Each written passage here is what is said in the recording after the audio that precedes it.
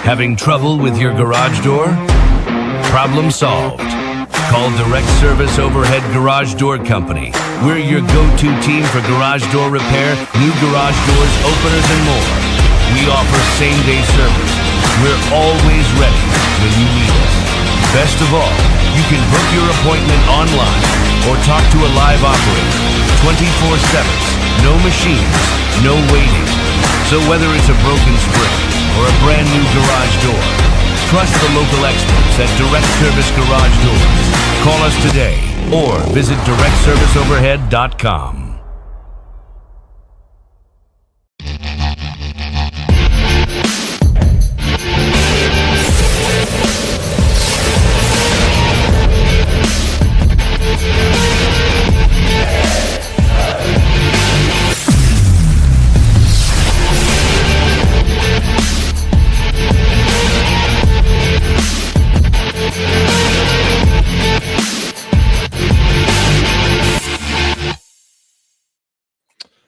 Yo, what's going on, everybody? Welcome. It is Monday Night Lights live here on Tusk Talk with Ty YouTube. Hope you guys mostly had a good weekend.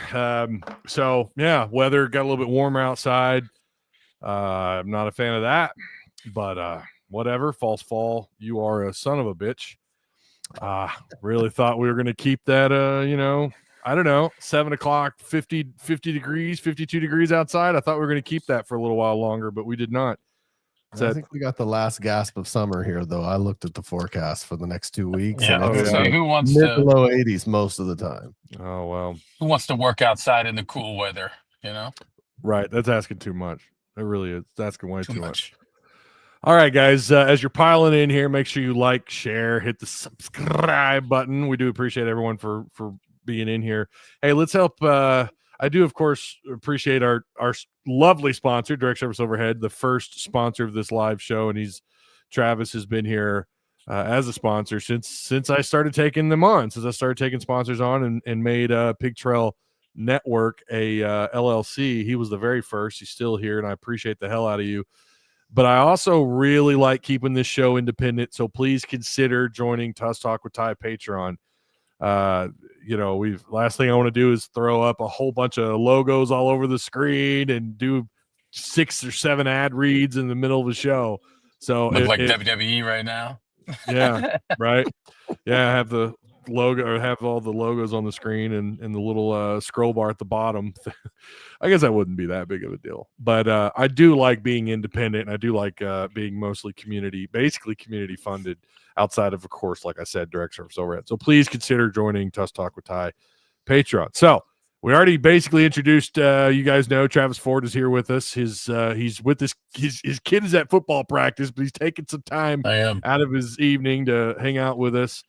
And then Tim Neal, what's up, man? How are you doing? I mean, we're a couple minutes into the show, and we already got a comment, a heartbroken hog. Who we going to get? Did we already get a who we going to get? Already got a who we going to get right out the gate, bro. Wow. Already a who we going to get. I did text you guys that I think right when we did the turnover, I think I texted you guys that, well, who's going to be the coach next year? Yep. I got that text. I was infuriated. Yeah, it's I was slightly intoxicated. We're not going to get there yet, but yeah, there's certainly some things to discuss when you talk about what's going on with just the staff. And so there is, like I said before we went live, there's about 100 different directions we could start this live show. I wanted to start with Hunter Yurachek down at the Little Rock Touchdown Club. Let's pull this up here. $1 million for their operating budget.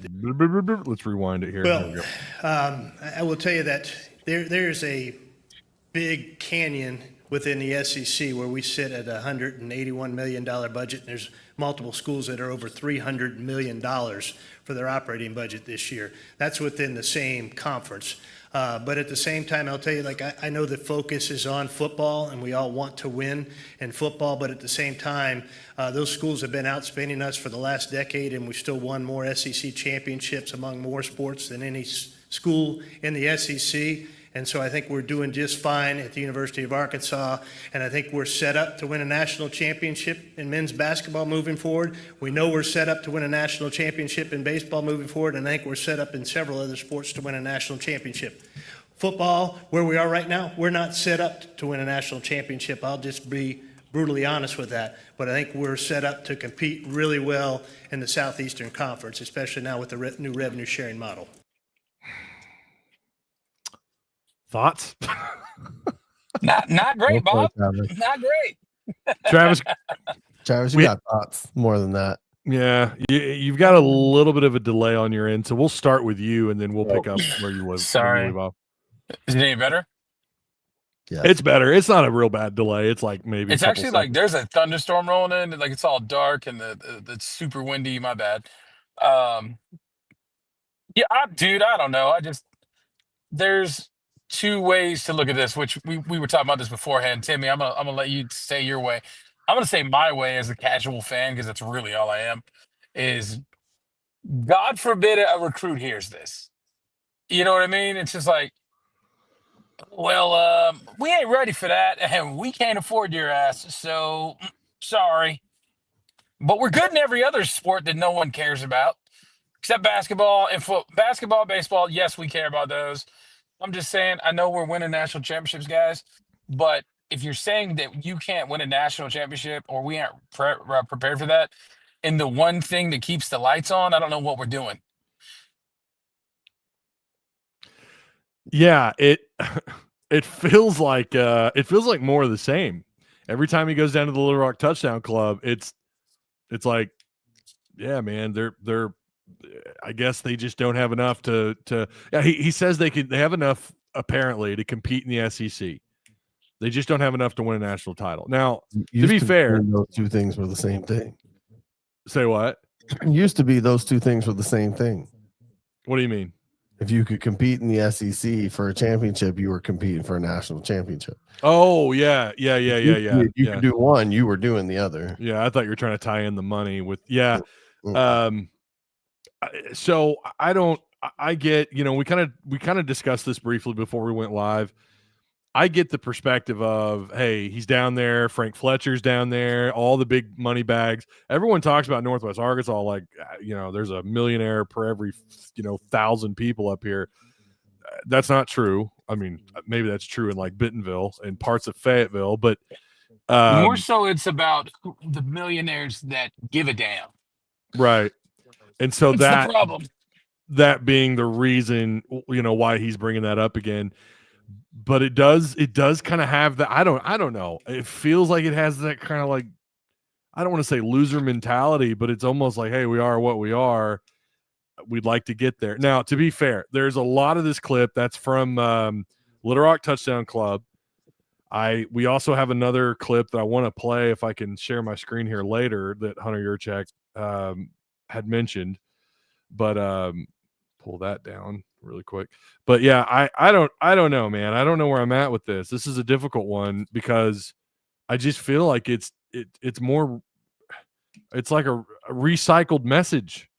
We get it, but at the same time, yeah, he's in front of, a lot of money down there at the Little Rock Touchdown Club. I have no idea what those tickets cost. I'm sure there's, the closer you sit to the stage, the more expensive they are. Maybe that's where all the millionaires are. And I don't know, but interesting messaging. I'll say that. Tim, what do you think?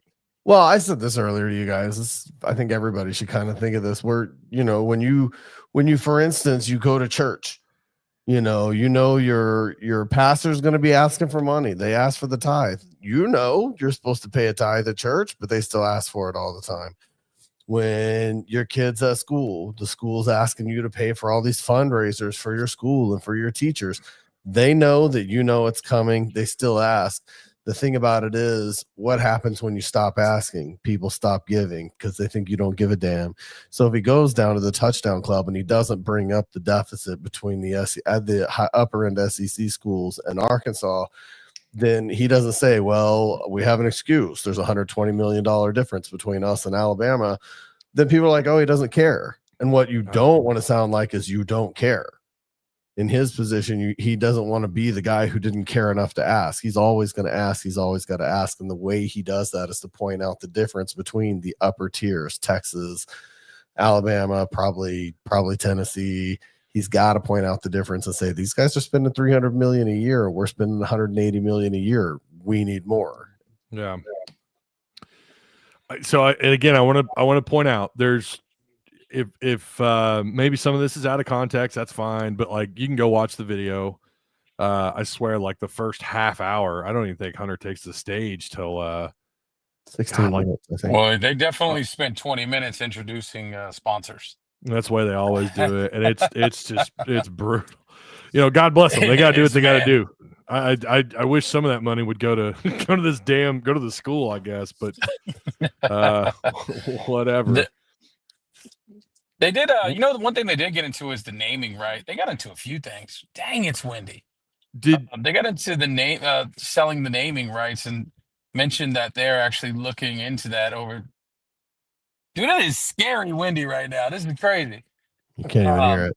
Yeah, we can't hear it. My truck's moving. So they got into the selling the naming rights earlier, and mentioned that they should be working on that within the next year or so, or have something like that by next year. Yeah. So maybe they can inject some of that into it. I don't know, but if you only got a certain cap, I guess it's not really going to matter that much. Yeah. He brought up a number of things. We don't want to go into detail about everything that he said down at the Touchdown Club. What was the other thing? There's some other stuff that he said, and I swear I should have noted it and I didn't. Probably the most important thing that he did mention, and we are going to talk about it. Let me see if I can pull this up here. Maybe that'll work. Okay, you guys should be able to see that. Mm-hmm. This is what he said. We're going to talk about the defense. We're going to talk about what all, like, this is, Arkansas got exposed. A lot of issues there in that secondary. And here's what Hunter had to say about this. Offensively, off the charts. Defensively, we've got some work to do. And I can tell you, Coach Pittman and I visited after the game. We talked on the phone yesterday, and it starts with our coaches on that side of the ball.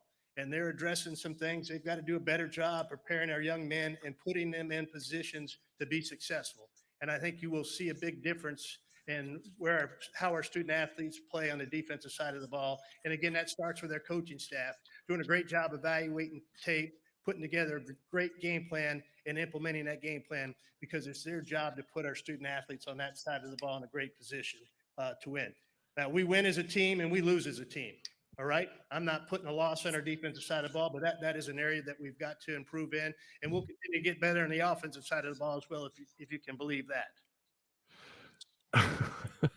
I have questions. I mean, he may not be putting that loss because he has to be a little more neutral as the AD of the program. But I'm just going to tell you, when your defense can't stop anything, can't stop, water flowing out of the faucet. I mean, the defense, there's a lot of it on the defense. Well, especially, I mean, listen, I think the run defense has been pretty good. But the secondary, I mean, again, we're going to talk a lot. I'm getting some feedback somewhere. Is that Travis? Probably, dude. I'm getting some weird feedback. But anyways, they the things that surprised me about everything that he said down there. And again, I've only watched the clips, on Twitter. I've only watched some of the Little Rock Touchdown Club clips, but that one was pretty surprising. And the fact that he talked about it, that he was like, we're going to talk with the coaching staff and the defensive staff. They got to get better on that side of the ball. I just, again, I kind of picture an AD. And don't get me wrong. I'm thrilled he's being transparent, and I'm thrilled that he's even talking about that. I mean, it's clear. Did this man have a come to Jesus with Travis Williams yesterday? Someone better have, because I don't know that Sam Pittman has. And if capable, imagine the narrative. Imagine the narrative if from here on out the defense does play. I'm not saying elite, but all of a sudden they get their act together and the secondary improves drastically, the pass rush, all this stuff. the narrative is going to be, oh, it took Hunter Yurachek to step in and to do Pittman's job. You That's know exactly what's happening with the defense right now, right? Did you listen to Sam's presser today? I didn't finish it. They're overcomplicating the defense. Yeah. He said we're going more vanilla. That's what he said. He's like, Mhm. they're overcomplicated. They're having miscommunications because they're doing too much stuff. He's like, Oh, I did hear we just that. need Yeah. them. Okay, Yeah, they just need to let them play the game. I'm like, I get that, but like, so Travis Williams is probably trying to do some exotic defenses or something like that, and it's like these guys just aren't understanding it. From what I gathered from the press conference. But I think you're right, Ty. I think from this point forward, him having said that, that's on video, that's on YouTube now. People have seen it, people have heard it. Yeah. If the defense improves, it is exactly that narrative. Hunter Yurachek had to step in. Suddenly he becomes the hero because he stepped in and made the defense get fixed above and beyond Sam. Sam becomes more of the villain because a year ago he wouldn't address the offensive line coach fixing the offensive line, and now he won't address the defense, and Hunter Yurachek's having to get involved, and he becomes more the villain. And I do agree that's the narrative that gets spun here. Then people don't hate Hunter so much. And maybe, you're talking about coaching changes that are bigger than just we need a different defensive coordinator or a different defensive system. Maybe you're saying Sam is not the guy to lead, because that's a challenge on Sam's leadership. It really is. And that was, to me, I'm not saying it's shocking, because part of the athletic director's job is to get on his coaches. I mean, remember, Frank Broyles had a reputation for, coaches walking on eggshells. I don't remember who it was. Interesting. I don't know who it was that said this. Maybe it was Houston Nutt. It might have been Ken Hatfield. I don't remember, but I remember hearing an interview about Frank Broyles. Like, even if you were winning, you were fearful that you didn't win right.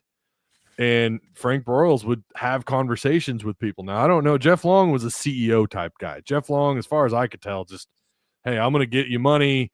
We're gonna build the north end zone. That's gonna cost us an ass ton of money. So we'll deal with that when we deal with it. I'm gonna go to the Razorback Foundation and hype it up, and I'm gonna go hang out with Norm DeBryant. We're gonna get more Razorbacks donated, or more fans donating to the Razorback Foundation.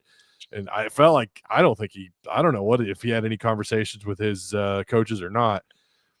I'm fine with Hunter doing this. I don't know that we need to be hearing it from him necessarily, but again, I always ask for transparency, so I can't complain when I'm talking about, because that's one of my biggest gripes is, like, I wish we got more access to the coordinators after games on Mondays, or one day a week. Maybe we get a defensive, maybe we get Travis Williams, maybe we get Petrino one random day, or Deke Adams from the defensive line, and we don't get anything.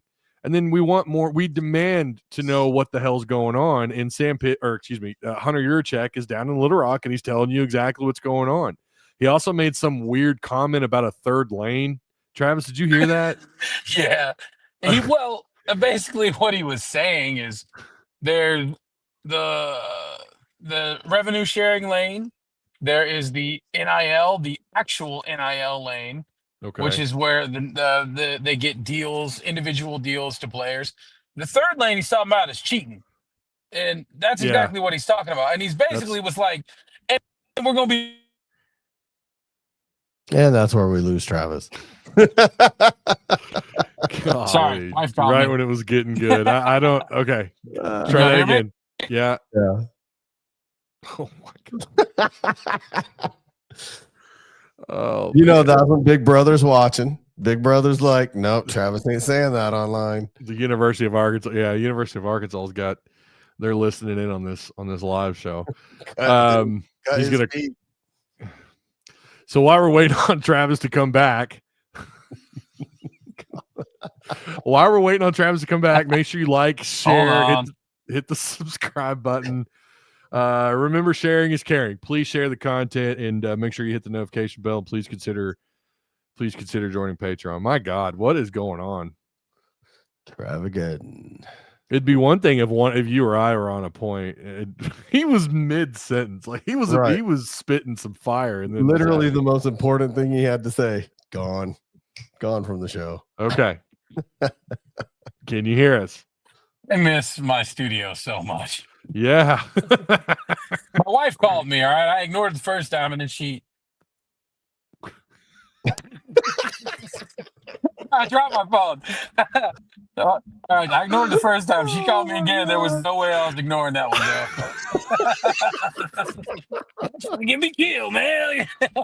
I'm dying. Anyway, what I was saying is it sounded like he basically nicely said, like, yeah, we're going to look at the cheating. Because he's like, the whole reason that the lane thing came up is he's talking about, he's like, imagine, it just sounded hilarious. He's like, imagine that you're on a freeway and you know the speed limit's 75 or whatever. Yeah. And there ain't no cops and there ain't no nothing to enforce it. And it's like, so you're because you're such a nice, honest, wholesome guy, you're going to not cheat to something that rules don't exist for. Okay. Yeah. And he brought up the revenue sharing stuff too, which I don't know. I'm telling you, like I always say, I never thought when I got into talking Razorback sports that this would be the thing that we're having to concentrate so much on, because it didn't exist in whenever I started doing this 2019, this wasn't a thing, 2018, 2019. And yet here we are. It is just, I hate that he even has to do that. And like he said too, that was the thing that he'd mentioned when he took the job. He was like, I had so much money, I didn't know what to do with it. And now it's like, yeah, forget about the renovation to Bud Walton. And he talked about moving the seats around. Oh my God, did you catch that when he was talking about? I know something like everyone was a big fan of the seating, the rearrangement of the seating in Bud Walton, and it was meant to be like everyone kind of laugh. He just sits there and just kind of does this, and no one says a thing. There's no laughing. There's nothing. Dude. It was so awkward. I honestly felt bad for the guy. I was like, oh God, Hunter, just come on, man. Move on, bro.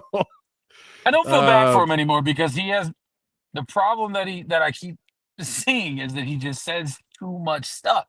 And it's like, do you read the internet at all? Do you know what people are saying, dude? Yeah, the left lane hammer down stuff. Not good. All over. It's not good. I saw that. So it's just like, if I was that guy, I would never talk again until I got fired.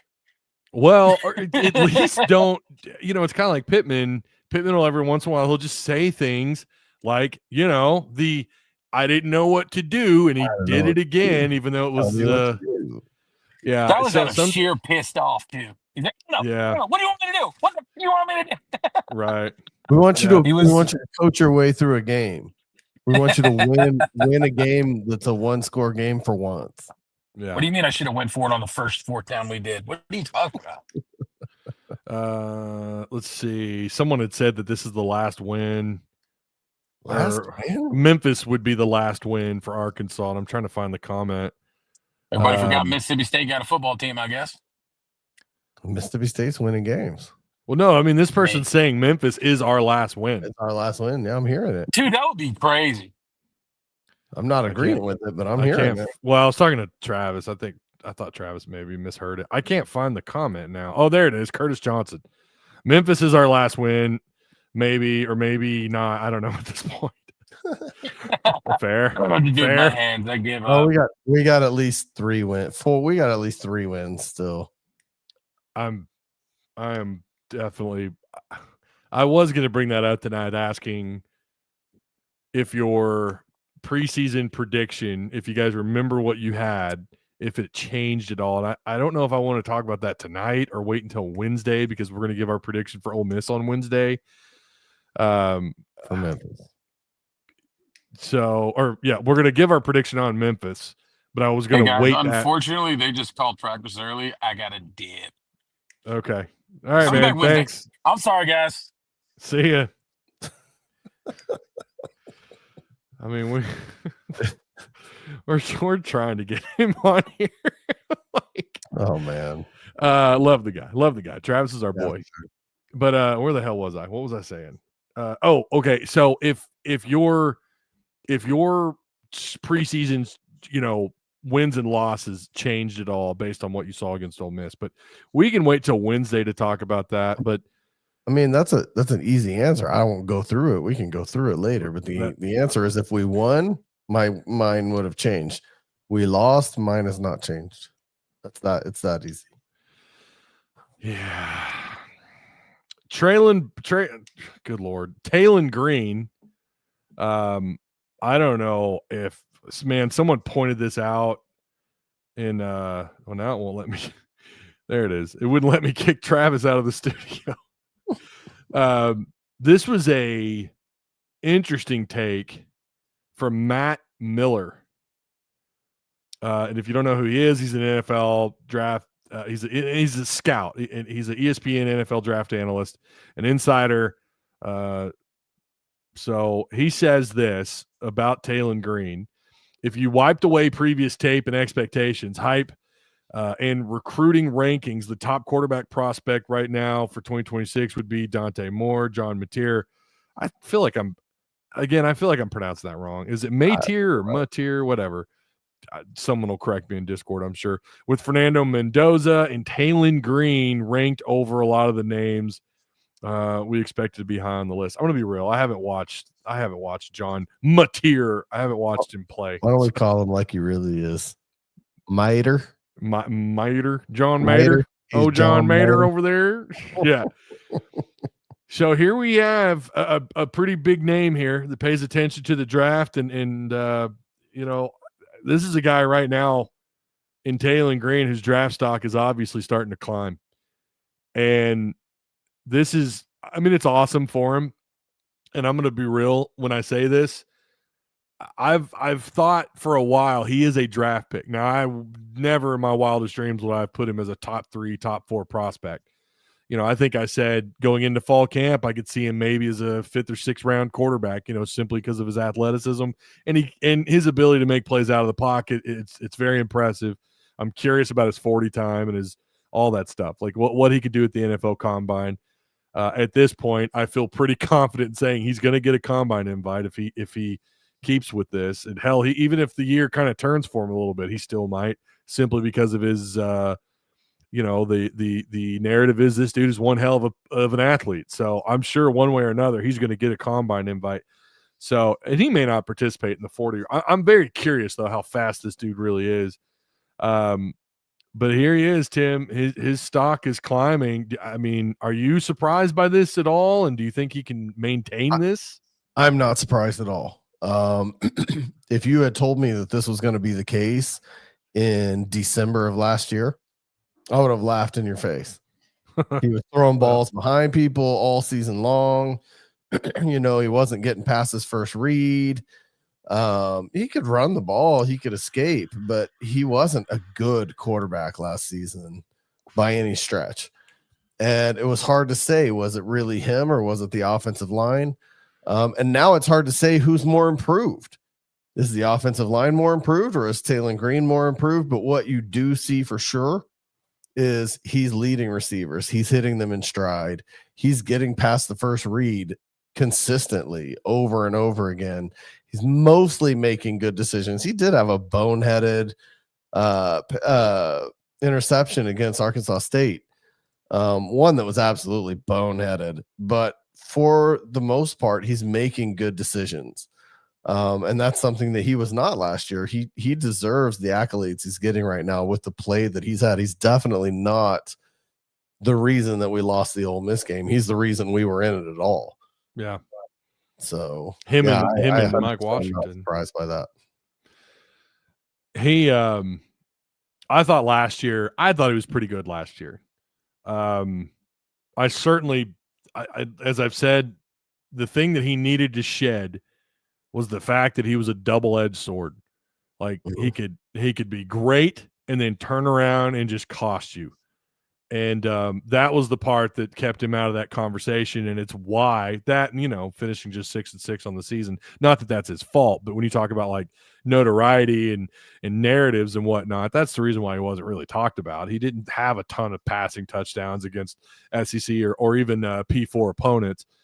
He didn't light up the scoreboard from a passing touchdown perspective, but He was certainly a hell of an athlete, and he does have that Matt Jones-ish type stride to him that makes you wonder, damn, this dude.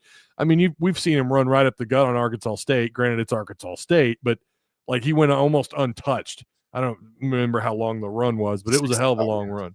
Was it 65? I want to say it was 65 yards. I knew it was at least above 40, but it was just no one had a chance. No one had a chance. And then we see him. Go ahead. I was going to say, then we see him run the ball just as effectively against a SEC. Granted, Ole Miss's defense has got some issues, but still, I mean, he just was untouchable on the ground. And then his arm also, he threw for over 300 yards. He had 5 yards passing, and and was able to score in the air as well. I mean, he's starting to shed that double-edged sword side of him. Maybe, knock on wood, for the love of God, everybody do it. Everyone in chat, everyone, let's harness it's our spirit bomb, baby. Let's get it going. Knock on the wood. But so far, he's not turnover prone, and he is operating this offense as well as any quarterback has in the Petrino system. Yes, we know Ole Miss's defense is not spectacular. He's not faced a great defense yet. We'll see what happens when he comes up against some adversity, against some real athletes. But so far, I'm really liking what I'm seeing. Yeah, one quick thing, and then you had 2 super chats. That's okay. The one quick thing that I will say that I've noticed this year is he's been really good about putting the ball in the receiver's arms, and then when he makes that decision to pull it out, it is not so obvious. The defense is just absolutely collapsing on that running back, and they have no idea he's pulled the ball out. Not every quarterback, it's unappreciated how not every quarterback is good at that. There are a lot of quarterbacks who put it there and then they take it back, and like you see it, but even the camera couldn't tell several times. When he pulled the ball back and took off running, the camera wasn't sure where to go. Yeah. So that's something that he's gotten better at as well, I think. I agree with this. July, what's going on, man? Hope you're doing well. Hope you like that card that I dropped off at your crib, bro. He's a fellow Springdalian. Don't worry, I didn't dox him. I didn't say what side of town. TG is a top Heisman contender in any other SEC team. Yeah, 100%. Even with a 2-1 record. They're talking about him in the Heisman. I think it was it RG3 that had him in his top 10 Heisman list? I think it was RG3 who, before the Ole Miss game, had him in his Heisman list. Yeah. Listen, we know that this could eventually die down. We know that all this hype around him, once you face some pretty good defenses, we'll see what he does against Memphis on the road. Again, I've already started, and we'll get to that on Wednesday, 6:30. Make sure you're here. Make sure you hit the notification bell. And do me a favor. I just tweeted out on Tusk Talk Twitter that we're live. Do me a favor and go retweet that bad boy. We'll give you a shout out. But yeah, I love the direction where he's going. And at no point last year was this every game's in.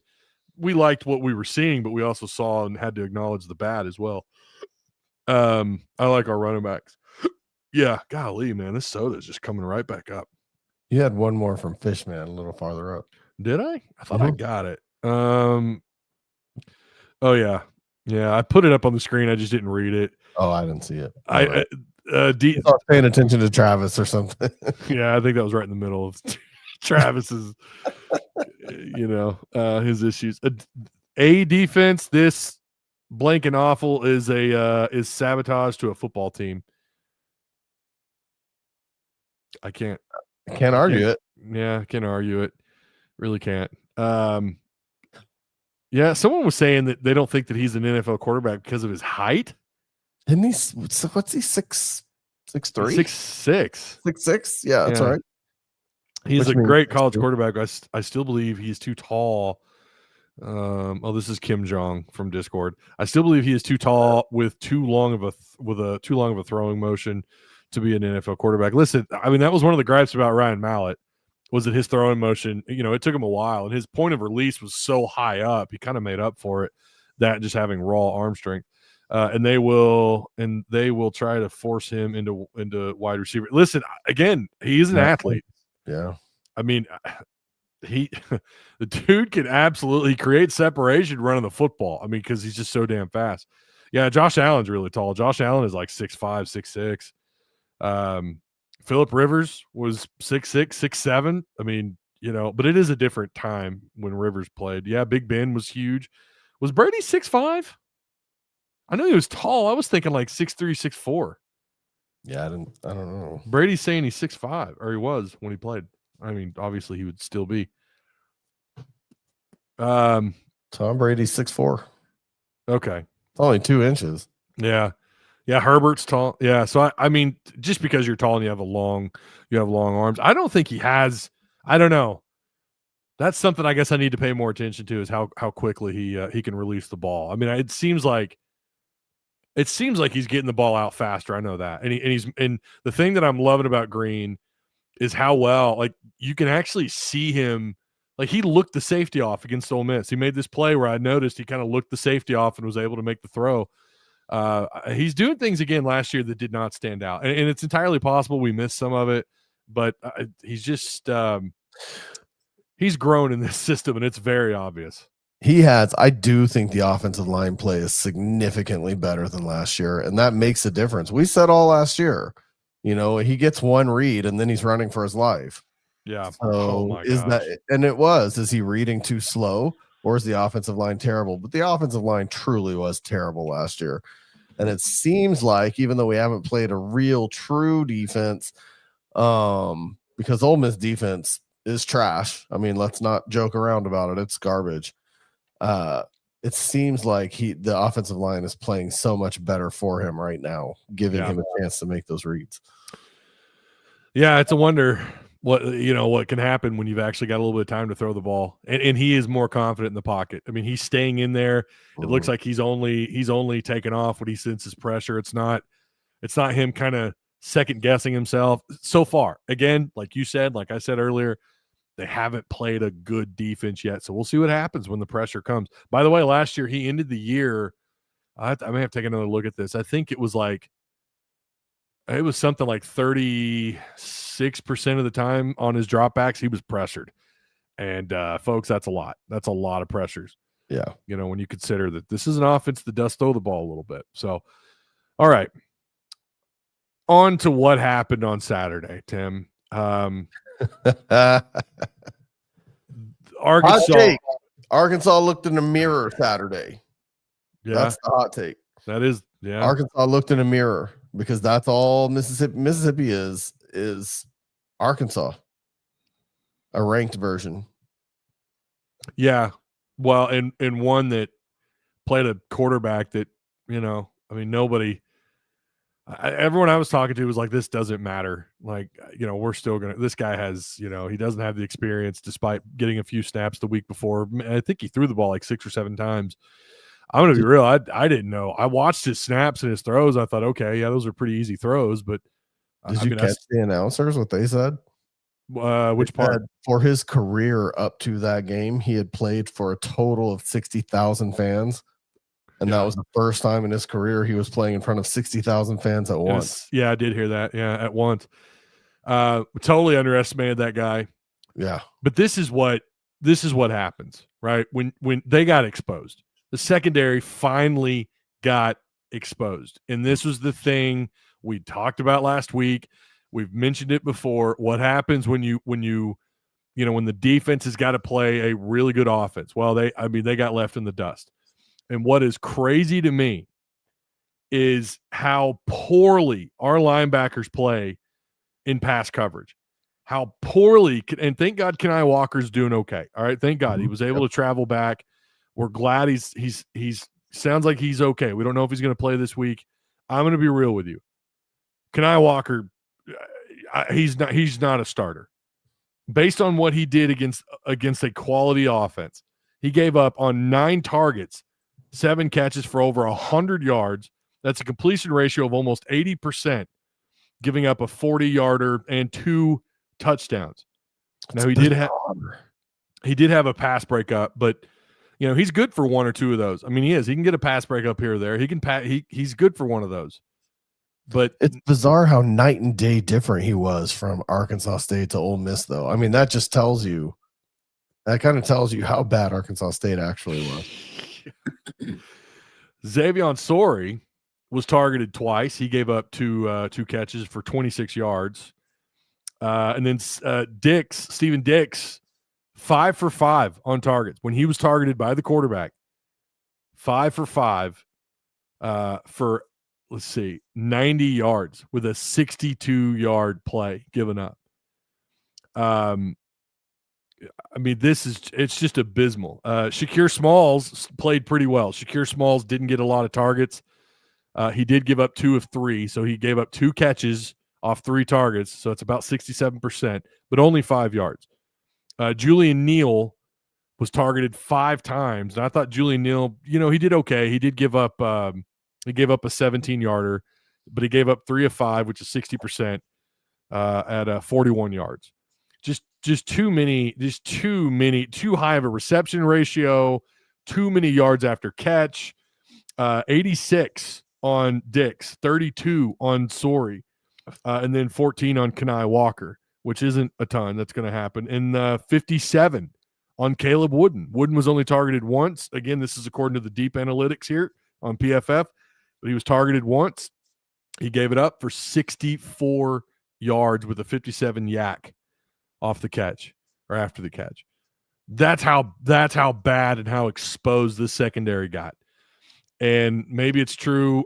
Travis said it earlier about how they were just playing too complicated and they need to simplify the defense. And maybe that was part of the conversation that Hunter Yurachek had with this staff. Listen, I get that it's Lane Kiffin. And I know I've already had some Ole Miss fans like, it's us. What do you expect? This is what we do to everybody. No, not really. I mean, last year, Arkansas, only once did Ole Miss score against a SEC opponent the way they did against Arkansas. At no other point last year did they score more than 29 points against an SEC opponent. Travis Williams gets exposed every time he plays, or every time he coaches against Kiffin. He's 0-3 versus him. To be fair, that first year they did a lot better, but that was a little bit different. But yeah, It was still a shootout, wasn't it? The first time, what was that score? It was like 20. I don't know. You may want to look it up. I thought it was like 26-20 or 20. I don't know. That's 2023. 2023. Yeah, that was the year. Maybe I'm mixing that up, but I know they lost. They've lost 3 straight, which is the first time Arkansas's lost 3 straight to Ole Miss since like the early 90s. Yeah, you might want to double check that score. I'm checking it right now. But Travis Williams last year definitely got exposed, and then this year he got exposed. And I said in the post game, like, this guy, if this continues to happen, now I don't think it's going to, because you're not. Well, I don't know. I say that Notre Dame and Texas A&M and Tennessee all look awfully good on offense, but if this continues to happen, there's just no way. If you're stacking up L's, if you're stacking up losses, there is no way in hell that guy should finish the season. You just can't justify it. If you're going to fire Dan Enos, however many games in his first year as an offensive coordinator, returning as an offensive coordinator, this time with Sam Pittman, if you're going to fire him the way that they did, and to be fair, that was different, right? You had the Mississippi State game and you only won, 4 games that year? Like, I get it. You were really up against it, but that could be a similar situation that this team faces if this secondary continues to get exposed. I mean, it was bad. Now, again, Arkansas State, who played Iowa State, and if you watch that game, they had 2 touchdowns called back against Iowa State, a ranked opponent. You can make the argument Iowa State lost that game. Well, I'm not going to say simply because of officiating, but certainly didn't help. And it's an okay Iowa State team. And Arkansas went up and down the field on these guys, and the defense played a lot better against Arkansas State. To be fair, Iowa State was playing at Arkansas State. I don't know how much that really matters. It looked like there were about 5,000 people in the stands. But another thing that stood out was missed tackles. Like, Miguel Mitchell missed 50% of his tackles. Larry Worth, rare here, 20% of his tackles missed. 33 on Ian Jaffrard and 25% on Cam Ball. And if you watch, it was a lot of arm tackling, and they just, I don't know. They just couldn't wrap these guys up and bring them down. Not a lot of swarming either. Yeah. What's interesting is in watching just the highlight replay from ESPN, that was both sides of the ball too. A lot of arm tackling, trying to tackle around the chest with an arm. and guys were running through it on both sides of the ball. It really was like looking in a mirror, which makes it hard to see a lot of Ole Miss success going forward. Even though they beat us, they only beat us by really, we kind of beat ourselves if you want the truth. It's not that Ole Miss beat us. You have two field goals missed. If you make those 2 field goals, then we're not trying to fight for every yard at the end of the game. We're just trying to run the ball down their throat, set up for a field goal, and win the game. Instead, we're fighting for every yard, getting as close to the end zone as we can so we can score, and we end up giving up a fumble fighting for yards. Jalen Brown should have just gone down right there instead of fighting for yards, but he knew we needed every yard we could get. He definitely got stripped. Oh, he did. I mean, that was unfortunate. I've never heard this one before, Tim. Look at this. Ty looked like the front face. Well, you should see some of the memes in Discord. Oh. Yeah, if it's KJ in Discord. I think I've even made one. I've made one of your face with the tusk coming out from the front facing on. Well, now I can already see the memes. Thanks to Mac, who loved pointing that out, by the way, in Discord. He tagged me in that and said, you're going to take that. So I figured, why not? Might as well get out in front of it. Bring on the memes. Bring them on, I guess. Yeah, going to give a 500 XP to your favorite. 500. What are we at now? I haven't even looked at the I don't know. Point total here. Probably more than that. I mean, our first place is almost 11,000 XP. Okay. Shout out to John Oliver, who's in first place. Hogpat. I better refresh this. Hold on. Hogpat's in second. Last I looked. Yeah. Oh no, Hogpat took the lead. Hogpat is in the lead. First place. John Oliver's in second with almost 11,000 XP. And Megan, of course, is in the top 3. She always is. Mac is in 4th, Austin in 5th, and James Swope in 6th. Those are all also legendary status members as well. Nice. Paul's a green name, and he's holding his own in 7th place. Look at him go. Chance Womack is in the top 10. He's a green name. Way to go. So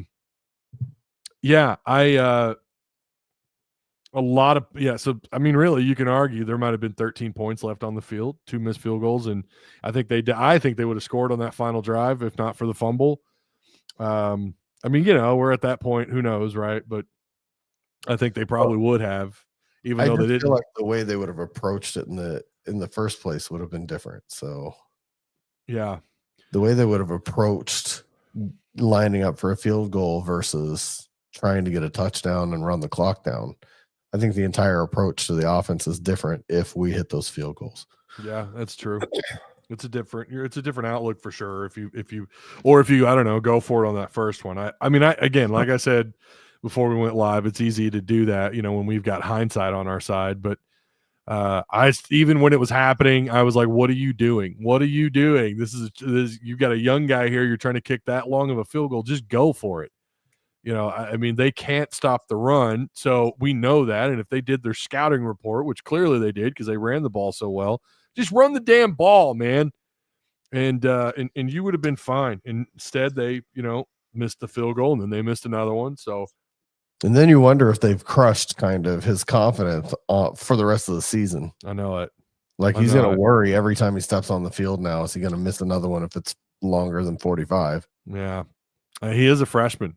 So the SEC as it stands, Ole Miss, oh God, I hate saying that. 3-0, Georgia 3-0, LSU 3-0, who's just I don't know what the hell's going on with them on offense. Vanderbilt 3-0, who actually looks better than they did a year ago.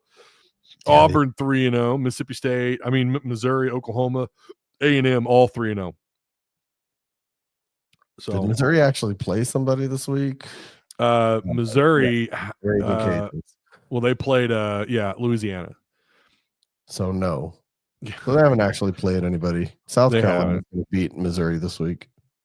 Do we have an update on Sellers? Anybody in chat have an update on Sellers? I'm curious.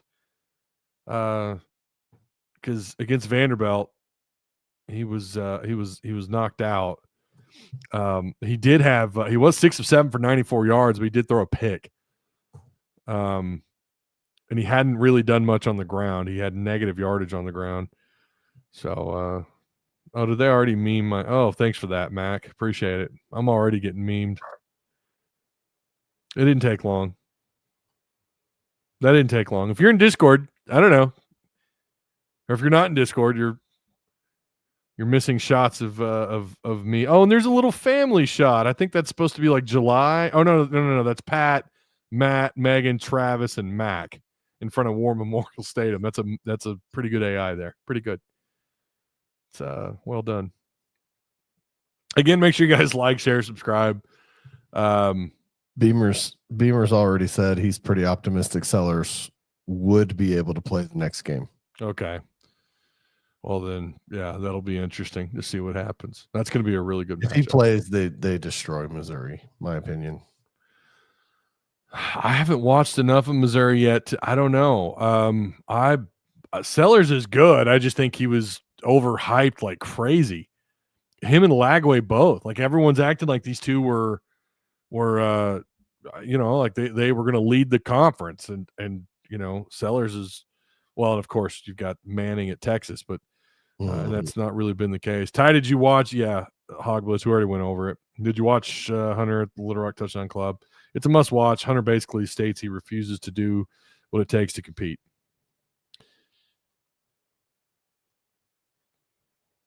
I don't know if that's what I got out of it. I think it was a little bit different. I mean, Hogblitz is typically going to take the most like hater approach when it comes to Hunter Yurachek. So, I mean, you got to take, when Hogblitz is skeptical or when he's critical of either Pittman or Hunter Yurachek, you have to take it with a grain of salt, because Hogblitz is obsessed with hating on that guy. Yeah. I mean, it's an obsession. Hey, Paul, as far as South Carolina being pretty ass, I'm not necessarily arguing that, but of what I've seen of Missouri and the nobodies that they've played so far, they've been pretty ass as well. Their offensive line, no blocking. They look like Arkansas's offensive line last year. I watched that opener, Missouri's opener. I watched a little bit of that, and that's part of the Kansas game. Was it the same thing? They outscored KU 42-31. It looked like KU was going to win that game. It did for a while, and I don't believe in their offensive line standing up over time against SEC defenses. So he has been sacked. Bo Pribula has been sacked 7 times through 3 games. Yeah, they're trash. You think they're trash? Their offensive line is trash. Okay. I was like, I'll pick out specific groups. Pribula is playing really well. 7 touchdowns, 1 pick for the season so far. Yeah. Again, they haven't really played anybody. Kansas being the best team they've actually played. Mm-hmm. But their offensive line as a unit is garbage, like Arkansas was last year. It did. And that was against UCA in the first game, where I was like, oh my God, like Missouri's got some issues here. The guy that has been, and Pribula has been impressive, but Hardy looks really good. I mean, Hardy looks really good. And yeah, they've not played a great defense yet, but 57 carries, 462 yards, 8.1 yards per carry. He's got a 71-yarder under his belt, and he's already got 5 rushing touchdowns. That dude he looks like he could be a bit of a problem for about anybody. And he looks bigger than 205 or whatever they have listed at. He looks like he's like 220, but or at least what little I've seen of him. But yeah, they haven't listed at 206, 5'10", 206. That's pretty big for a 5'10" guy. Hunter Yurachek is contempt with Pittman unless Arkansas fans speak up. Hunter Yurachek won't do anything to help the football program. I mean, I don't know. It's part of the reason why I didn't want to play that Hunter Yurachek clip down the Little Rock Touchdown Club, because it's the same thing when we bring it up, and I don't know that I necessarily agree with all that. I think he is trying to do what he can. It's just, is he limited in his capacity or in his talent?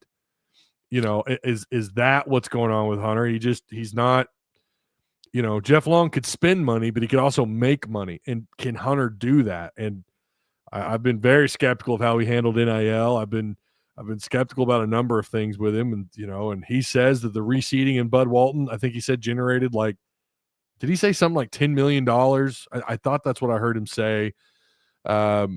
He's trying. He might be limited in his capacity in terms of just talent. This just may not be his. Again, he's been an athletic director here for quite a while now, and I don't think he really signed up for this. And I think he was, hiring Musselman to me was like he put Arkansas basketball right back on the map. Hiring Pittman when he did, that was the right hire at the time. Letting it go on this long has been the problem. That's been the problem. Letting it go on this long. That's right. Yeah. Hunter is about to screw up basketball. Oh, was seeding got a lot of negative press. It actually wasn't a bad thing when you actually looked at it. I remember taking a look at it when it was announced. And what it did was free up more seats. It limited the amount of seats certain levels could buy. You could donate $10,000 and buy 20 seats or something, and they brought it down to like 15 or 14, which you could see people that made high donations being upset about that, but it freed up more seats for more people. Yeah. I didn't think that was a bad thing at all.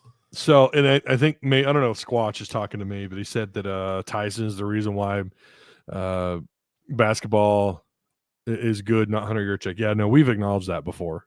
I said Musselman. Musselman was a great hire. We've talked about that before. Without Chicken Man, you don't get Coach Cal. 110%.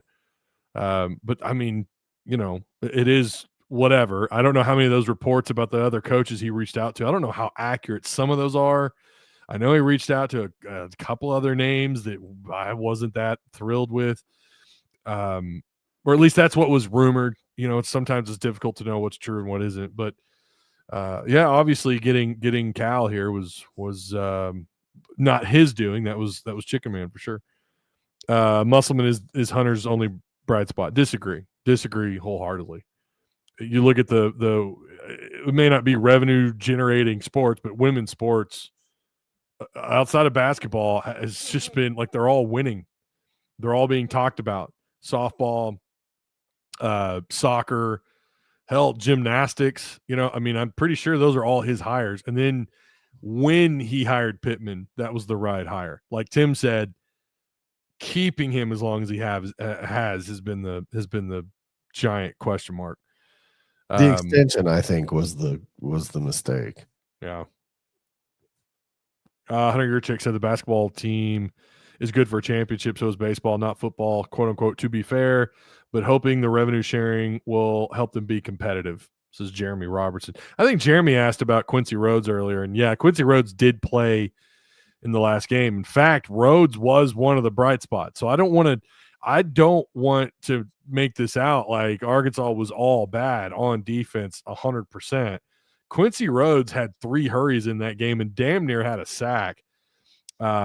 Looked really good, and he continues to grade out really well. In fact, among all defensive ends, he's got, and please forgive me if I'm messing this up, but I think among all defensive ends on pass rush grade, he's got like a top 10 grade according to PFF. He's getting like 3 hurries a game, and he's averaging almost a sack a game. So, I mean, Quincy Rhodes has been a bright spot. Phillip Lee, when he's healthy, has been a bright spot. There's been some areas, it wasn't all terrible. There's some pretty good grades against the run for Arkansas, but it's, again, the secondary, like what the show was called. Look who we got back. Hey. I was going to say he had internet, but maybe not. Can you hear me? Yeah, we can hear you. Is the connection okay? Yeah, you look better gorgeous. now. I live in the boondocks. I was gonna say before you ought to retweet the show on Twitter really quick. You what? And he can't hear us. You cut out real bad. You ought to retweet the show. You need to retweet the show. But hang on a second. When he gets off the app, he disappears from the show. Yeah, it almost feels like we recognize we weren't great against the run, I guess, last year maybe, and so we focused a lot on preparing for the run this year, and we're doing okay against the run. We're not stellar, but we're doing okay against the run. Yeah, and it's like we forgot to practice against the pass. Yeah, like every other year. Can we not have both? Why is it always? It always feels like that. It always feels like our secondary is just always exposed all the time. It's been difficult for Arkansas over the years to be like great in the secondary. It's not very often. And then there's some years when you go back and you look at the stat sheet and you're like, wow, they're actually not bad against the pass. What you see is, oh, that's because teams were running the ball 45 times a game for like 250, or not. I mean, that's obviously drastic, but they exposed your defense. Like, it's always one thing or another. And to be fair, Ole Miss is a running team. That's what they want to do. They want to run at you. And Memphis, by the way, is going to be the same way. They're going to do some zone read stuff. So, I mean, just what game I really want to see this year? I can't wait to watch LSU play Ole Miss because I want to see what LSU's defense is like against an offense like that. Their defense has looked the part, but man, their offense, there's something going on with LSU. Yeah. I can't put my finger on it. Not to be fair, I've not watched a ton of LSU ball, but what little I've seen, I'm like, God, it's the same thing with Texas.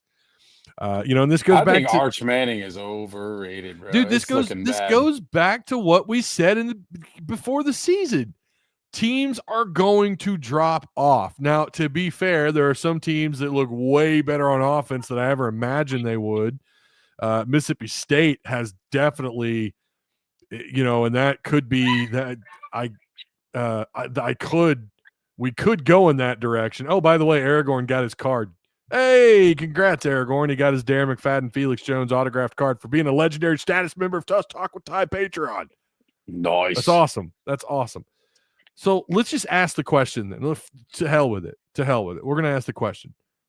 Do you guys remember your preseason predictions? And if you do, what has changed, if anything? And I know Tim kind of already touched on it a little bit, but tell me just like, did the Ole Miss game impact your thoughts on what they do the rest of the year? I think it impacted mine. I think I did 7-5. Mine wasn't like recorded, but I did 7-5. But man, I thought they were going to have that game circled, and that was just going to be the one. And well, you guys froze. Can you hear me? We can hear you. Okay, cool. I don't know, dude. I'm really leaning more towards 6-6. I'm having trouble finding the wins on the schedule. Now we are looking at logos, right? We're definitely logo watching on the predictions right now, but I don't know. Like I thought A&M would be a little more gettable, and I just don't know if they are. Yeah, Marcel Reed knows how to play football. Well, he does this year. He wasn't that good last year. But he has taken a step. I mean, they look better on offense. Mm-hmm. Yeah, he can throw. Last year, he was really relying on his running more than anything, but he can throw this year pretty good. Unless he's playing us, then of course he can throw. But it's not like they haven't played anybody. They did play 0-2 Notre Dame. So. Yeah, because like I guess looking at it, I don't see an easy game left. Even Memphis is going to be tough. I think we'll get it. But like moving forward from that, like who's the easiest? Who's the easiest game you got? That's a good Auburn, question. Mississippi State. Well, Missouri. Auburn looks decent enough, dude. No, they don't. Jackson. Oh, you're not buying Auburn stock right I'm buying Auburn. I've never bought Auburn stock. Who have they beat? They beat Baylor in a game that was who wants to lose. Do you know off the top of your head who all they State. played? Yeah, I They don't beat even know Ball who they State. played. They beat South Alabama. They haven't beat anybody. Next week they're going to get slaughtered. Absolutely. Auburn may quit at halftime next week. Wait, who do they have next week? Oklahoma. With Oklahoma does look good. With a trash line that can't block for their quarterback. Yeah, Auburn's getting slaughtered. OU's defensive line is going to break all the ankles and legs and hips of every Auburn offensive lineman. They're going to be on their third string by halftime. I don't even like OU. Like, I don't even like OU, but OU's defensive line is that good. Auburn is going to be broken at halftime and probably just go pack it up in the bus and go home. So I haven't watched one OU game this year at all. I will say Auburn did beat SMU in Dallas. When? They beat Baylor in Dallas. No. I'm sorry. Auburn beat Baylor. Baylor went on the road the next week and beat number 17 SMU 48-45. And they are currently 2-1. They've got Arizona State coming up. But did you watch the Auburn Baylor game? I did. I watched that. Yeah, you and I talked about it. I thought Jackson Arnold looked like a monster in that game. Jackson Arnold was it. I don't know that I'm buying Auburn. I hope they suck as much as you think they do, because I'll be. Me too. I'm not throwing buying a party. I'm not buying that they're shit. I'm not buying that. I think they're like capable of going 11-1, 10-2. No, but I don't know that I think buy. They're a nice 9-3, 8-4 I'm telling team. you right now, the bottom of the SEC is Kentucky, Mississippi State, and Auburn. Okay, South Carolina. Listen, it wouldn't. That's not you don't think South Carolina would sell? Or so Sellers you're buying Sellers is healthy. They're a mid. If Sellers is healthy, they're a mid team. They're better than Auburn. I would buy that. I would buy that. South Carolina, I do think is better than Auburn. Or they could be. They might be similar, but I think I would take South Carolina over Auburn. But Auburn, I mean, they crushed it in the portal. Had a really good portal, but they're going to go on the road against Oklahoma. Yeah, I'm taking Oklahoma in that game. By the way, Oklahoma is damn hard to beat in Norman, anyways. And they beat South Alabama by 2 touchdowns at Auburn. Yeah, Oklahoma just needed a quarterback who didn't suck balls. 31-15. South Alabama. I'm just telling you, they're not that good. They're not that good. Yeah, South Alabama is not good. South Alabama is 2-1 or 1-2. But to be fair, they did lose to Tulane by like a point or something. I was looking at that for note taking throughout the week when I'm trying to look at my wins and losses. I will say mine has changed right now until the defense shows me something. I had so I've got, well, I don't want to talk about Memphis yet. I'll say before the season started, I did like Arkansas to lose to Ole Miss.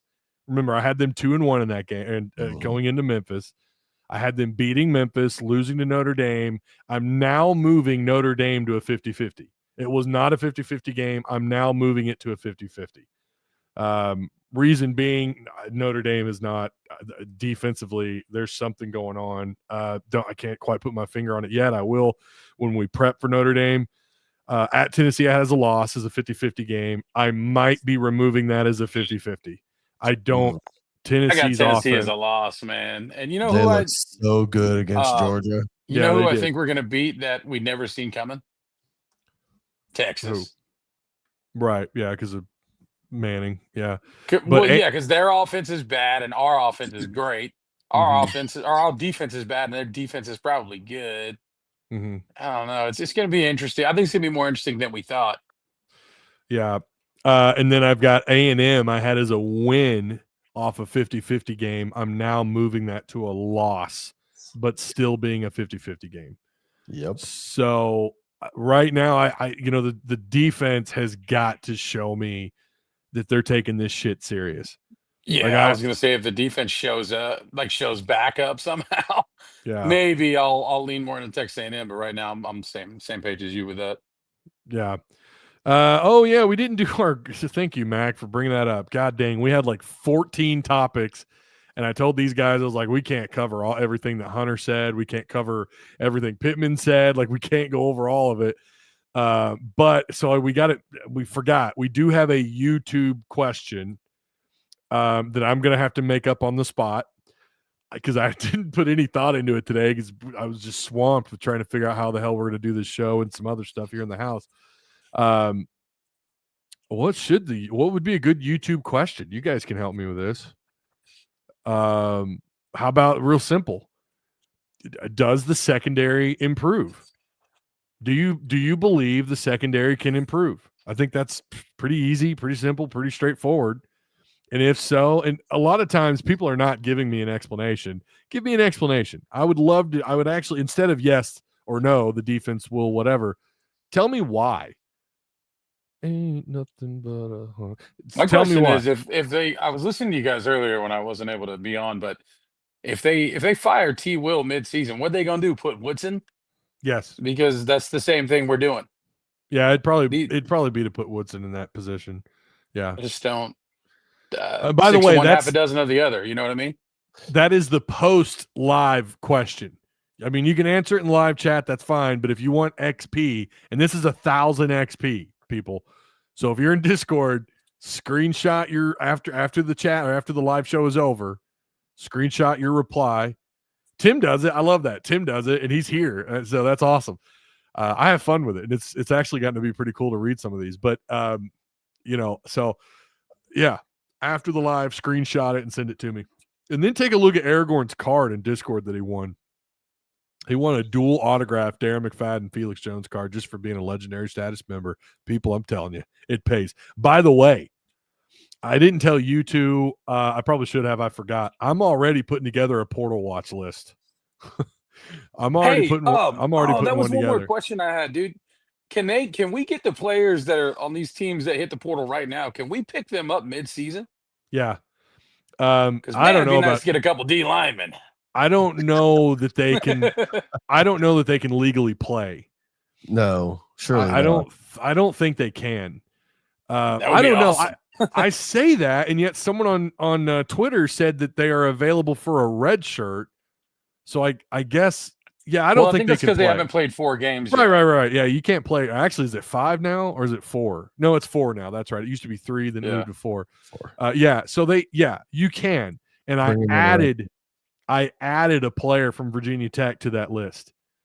Nice. And I'll just tell you, Quentin Reddish, safety at Virginia Tech, 6'3", 205. He's had 44 cover plays. He's not been targeted once. 15 tackles. He's got a missed tackle rate of almost sub 7% off those 15 tackles. He is eligible for red shirt. I'm pretty sure he's a true sophomore. There are other names. I just started looking at that today, and I might add some more. And I added a kid. Speaking of South Alabama, I added another safety from South Alabama on that list as well, who's already got 4 pass breakups on the year, and he is also a sophomore. His missed tackle rate, it's 25%, but that's okay. He's in on a lot of plays. 4 pass breakups already is nice, and he's been targeted 7 times. He's only given up 2 receptions off 7 targets. So sometimes, it's because they're safety. They're not necessarily getting targeted unless it's over deep, or if safety's coming down to help.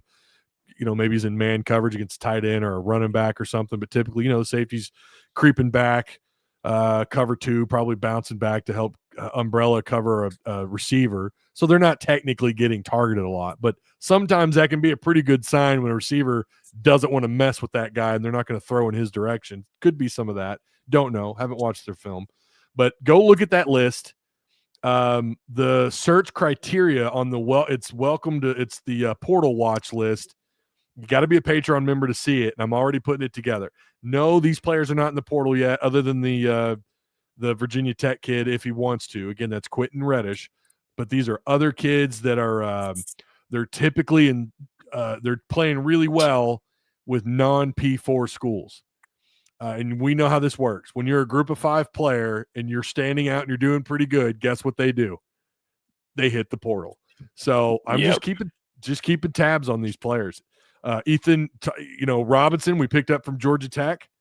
Well, Georgia Tech has another left tackle through 198 snaps. This is Ethan McInerney, 198 snaps. He's not given up a single hurry or a single sack.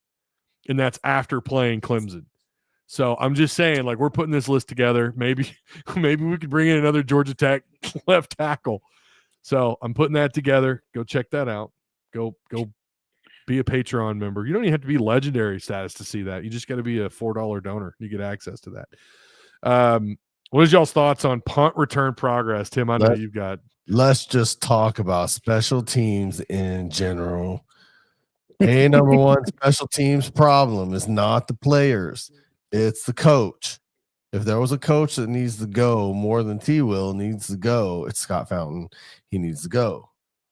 When you miss 2 field goals and you give up you give up yards in the punt game instead of gaining yards, that's a problem. -2 punt return yards. We've yet to see him take off. We've a yet coaching issue. That is not a player issue. That's a coaching issue because obviously he was doing it last year. And he comes here and he can't do anything because our coverage is wrong. What happened the other day, giving up the return for the touchdown? I mean, it's coaching. Yeah. I've been on the anti-Scott Fountain bandwagon for a while. This is a wild comment. A wild comment. Having a McFadden signature isn't that special. What a troll ass thing to say. Are you serious? He's only regarded as like, I don't know, maybe the greatest player to ever put the jersey on. You? That's wild. That's a wild take right there. L's in the chat for that one. I mean, I guess it's the value is in the eye of the beholder. For a Hog fan, I mean, It's a big deal. He's him and Hunter Henry, Ryan Mallett, and there's a couple others are the most requested cards. And it's not even close. So I don't know, man. Like Tim said, it's in the eye of the beholder. Fountain,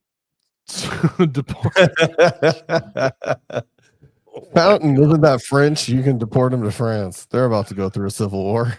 Oh wow! Like half of Europe looks like they're about to. Man. It's getting wild over there, huh?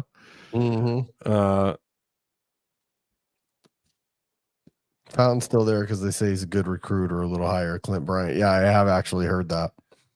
The kicker, Squatch says the kicker is a true freshman. 51-yard field goal on the road in the SEC is a tough ask, which is why I said they should have gone for it the first time. Yeah, you're not wrong. That's still a coaching decision. The kid didn't go out there and say, I'm going to kick this. He got told to go out there and kick it. And that's Pittman, Pitt. Right? That's Pitt. Yeah. Yeah. So I think I've been on the let's be critical. Now I know that, someone's going to bring up, recruiting has really benefited because of him. Cool. By the way, I mean, they just lost a big time recruit.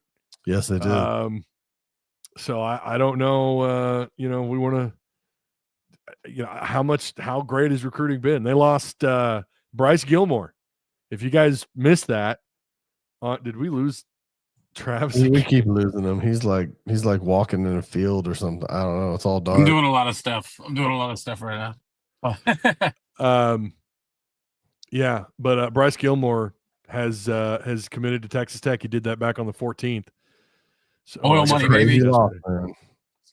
Oil money. That they dropped that drops the rank, the overall rank recruiting for 2026 down to 33rd.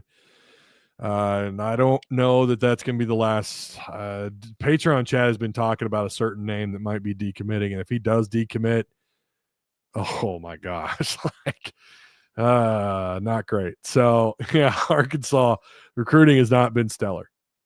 It's not been stellar, but I don't want to end on like a negative thing though. Well, we got a couple of positive things. The way too early basketball poll is out. Oh yes. Good recovery. I don't have that actually on my the way too early basketball poll is out, and it reads like this because I can't pull it up on the screen.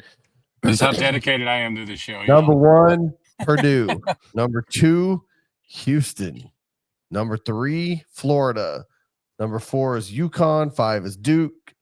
6 is Louisville. 7 is Kentucky. How they're getting ranked above us, I don't know.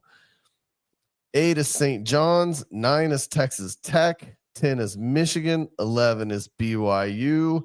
12 is Arkansas. Do you feel like 12 is a fair preseason rank for Arkansas? No. I don't know how we're ranked behind Kentucky, that far behind Kentucky. 5 places. Every year they're overrated, dude. I think. Well, I mean, they did make a Sweet 16 run, but they've got a pretty nice. Well, yeah, you're right. I'm not arguing that, but I don't have a problem with where they're ranked. And that was field of 68, right? Wasn't that their poll? Field of 68. Don't they hate us? I can't remember. No, College Basketball Report, I think, is the one that hates us. That's who it is. God, they hate us. Yeah, they are. They're a bunch of. Sorry, you guys get the audio version of me, but I'm still here. Yeah, they're a bunch of shitheads. They don't like Arkansas. I cannot find that damn top 25 poll or preseason poll, but yeah, Arkansas is 12th. Good Lord, they tweet a lot. God dang. Actually, I can send that to you in private. Yeah, send it to me in private and I'll pull it up. Yeah, they are they're at least, I guess at least they're not put back in like 20th. There were some preseason polls last year that had Arkansas like, there were some that didn't have Arkansas ranked at all, if I remember right. There was like one, and it might have been Field of 68. I can't remember. There was someone, a pretty prominent basketball site or X handle, whatever. You know, there's so many of them. They didn't have Arkansas ranked at all. There were some that had them barely in the 20s. And I guess at the end of the day, that's not, I mean, you know, it's not as if they did start out 0-5 in conference play after all, but oh Lord, they go case by case. Okay. Well, I'm pretty excited about our basketball team this year. I don't really care what the rank says yet.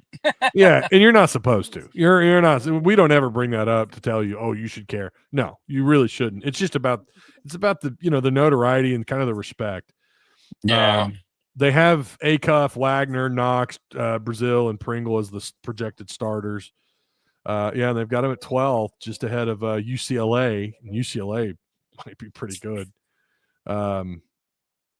Oh, they even got a little video there we could have watched. Oh, damn it. I wish I would have seen that sooner. Oh, man. Hogs going undefeated in the SEC. Oh, undefeated. We're talking about basketball? Wow. Golf team? Yeah, I don't know about that. I don't know about undefeated. We went 0-5 last year, guys. Here's a better picture. You can actually pull this up on the screen. Oh, is that the one that has the actual? Is that the actual tweet? Oh, yeah, perfect. Yep. Yeah, let me pull that up on the screen. Share screen. Here we go. There it is. This is easier. There it is. Purdue at number 1, Houston 2, and Arkansas right there, right behind BYU at 12. Yeah, Kentucky. I don't know. I mean, I don't have a problem with them being in top 10, I guess, but we're probably biased when we say they should be in front of Kentucky. I really don't have an issue with this. St. John's being ahead of us, though, and Michigan being ahead of us. I don't know. I guess I need to do more research on their roster, to be fair. But it's like we beat both of them last year or something. That's weird. And almost beat Texas Tech, and they're ahead of you too. I mean, I know that doesn't matter today, but look at how many of these teams. I mean, how many of these teams does Arkansas play this year? I mean, this is kind of insane. Stacked, man. It is. Oh, whoops. I think he was going after the whole Elite 8 or something like that. I mean, it's. I think it is the whole Elite 8. They have their exhibition game against Memphis on October 27th. So that's awesome. By the way, I love that, and I really hope I'm available to do a post game for that, or I hope I'm able to see it or watch it. Oh, I guess it is on ESPNU. Oh shit. Hey. So we can watch Memphis. Hey, all right. I thought that'd be not televised for, because of how stupid things can be. But they start the year off at East Lansing against Michigan State. Then they've got Duke. Then they've got Texas Tech. Then they've got Houston. And then you start off SEC play with Tennessee on January 3rd coming to Bud Walton Arena. I mean, I'm just going to say this. With the way this thing's scheduled, Callan must know he's got a squad. It has to be, right? Man. This is insane. Like, and it's fun. And you know what's great about it? Even though it's obviously Cal being confident and he wants to test his guys, but it's great right now. And I know things could change, but we have a pretty good idea of what this roster is capable of. And now you've got a little bit more depth in certain areas. It feels good with this strength of schedule, feeling like, you know what, we've got a chance in probably nearly every one of these games. That is exciting. And we haven't had that in a while. Now, again, Musselman brought things back. I mean, Musselman put us right back on the map, but it's good that we're able to recover after that disastrous final year with Muss, and we're able to recover, make a Sweet 16 run, crush it again in the portal, bring in some outstanding freshmen, bring back some core guys, and then you get this awesome schedule. Like this is what I love about college basketball, man. This is what I love about Arkansas being relevant again.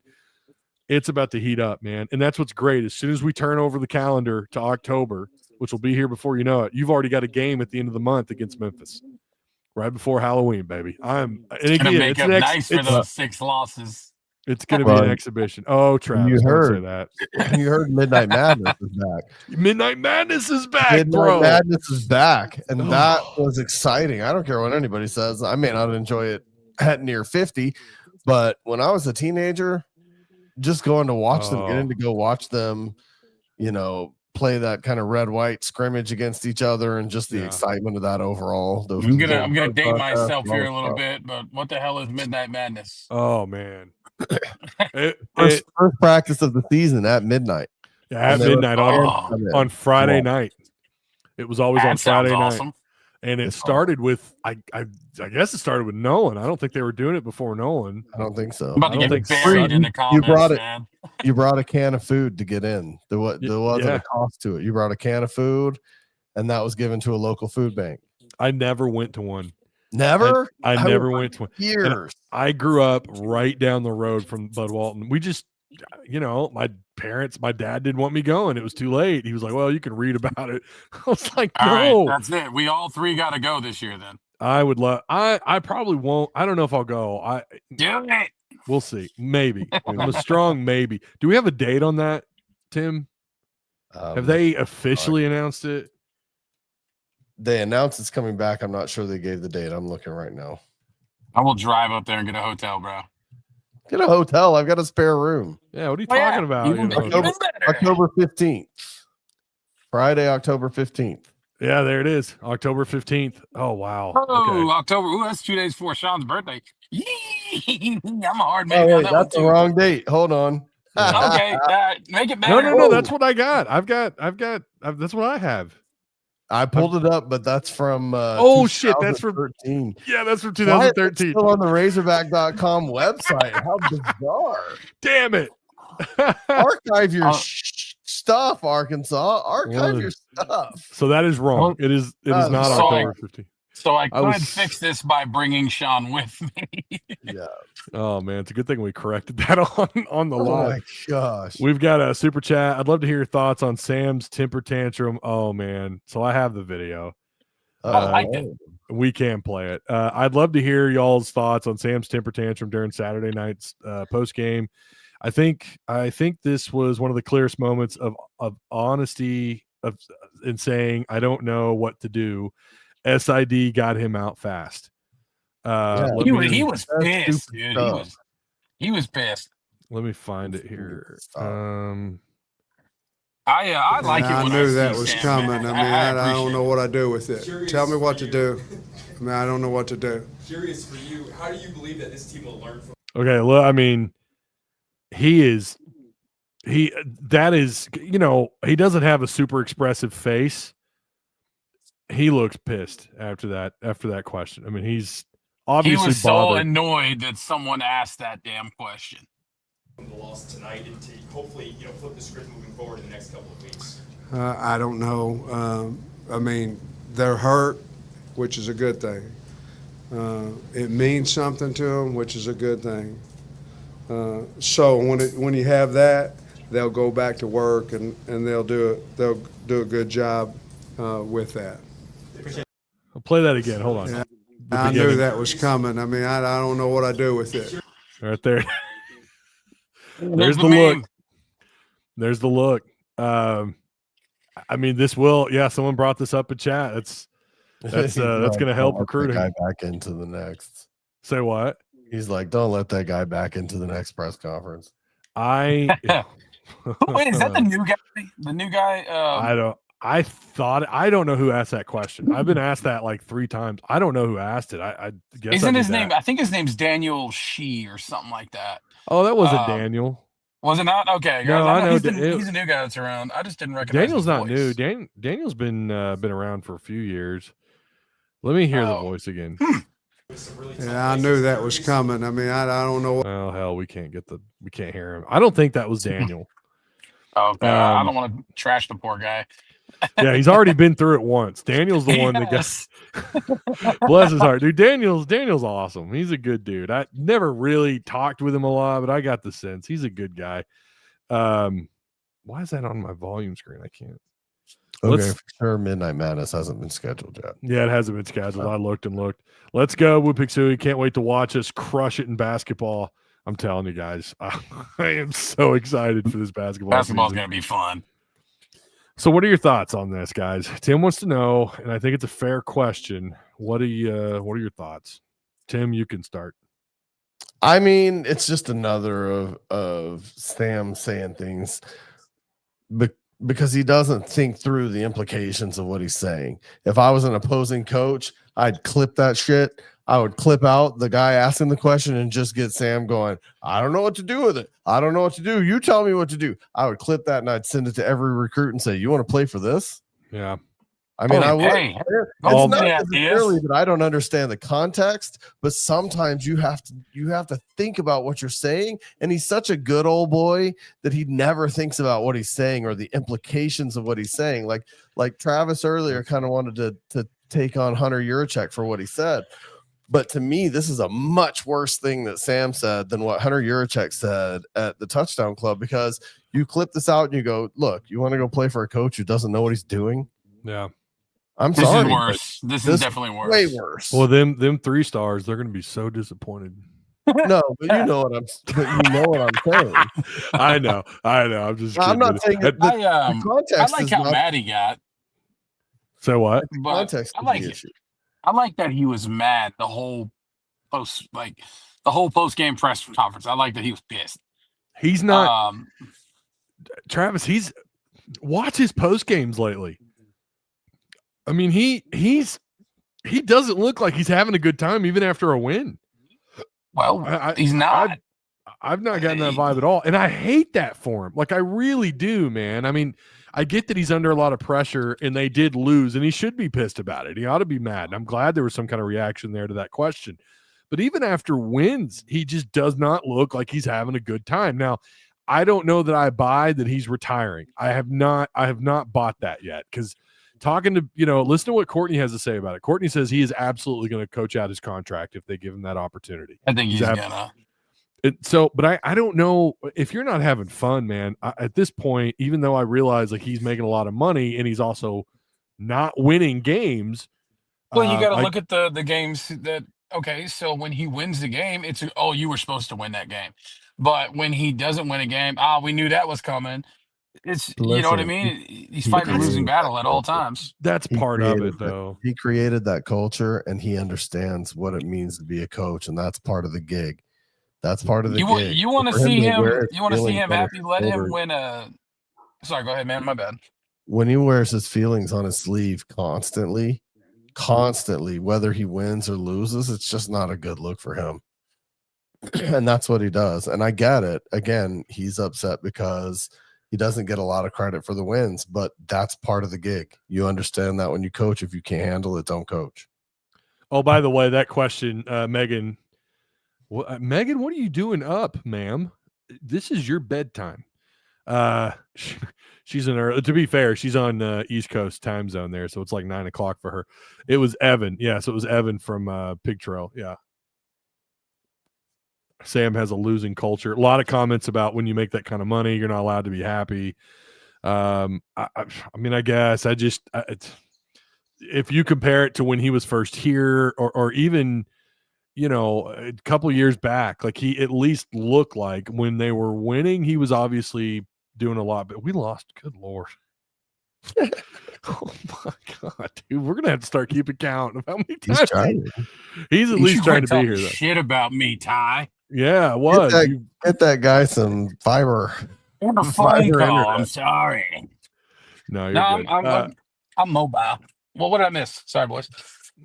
I don't know. We were saying you that. You don't know what to do, bro? Yeah. When you leave, what I do with it? Tell me what to do. I mean, I don't know what to do. I don't know. I really think that was just pure pissed off, and he just. I think so. Did not think at all what he was saying, because as soon as he said it, he goes, "Son of a bitch." I said it again. You know he did. It's gonna get clipped again. Yeah. Yep. There come the memes. Here come T3, you're right. We created a drinking game called Travis Falls Off. Travis disconnects. Travis disconnects.